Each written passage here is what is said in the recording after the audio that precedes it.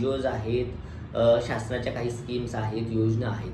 त्या योजनेच्या माध्यमातून जसं की स्कॉलरशिप्स झाल्या किंवा AI एज्युकेशन आहे, अशा बऱ्याच प्रकारच्या. तर हे टेक्निकली एज्युकेशन आपल्या विद्यार्थ्यांना कसं मिळवता येईल किंवा फॉरेन एज्युकेशन कसं देता येईल किंवा आहे त्या परिस्थितीमध्ये परिस्थिती खराब असल्यामुळे, आर्थिक परिस्थिती खराब असल्यामुळे ते शिक्षण घेऊ शकत नाहीत. मग त्यांना कुठल्या ऑर्गनायझेशन्स आहेत त्याच्या माध्यमातून मदत करता येईल का? आणि ते शिक्षण त्याला परिपूर्ण करून देण्यासाठी अजून काही करता येईल का? हा महत्त्वाचा मुद्दा तिथे आम्ही एज्युकेशन अवेअरनेसच्या माध्यमातून थेट घेऊन येणार आहोत.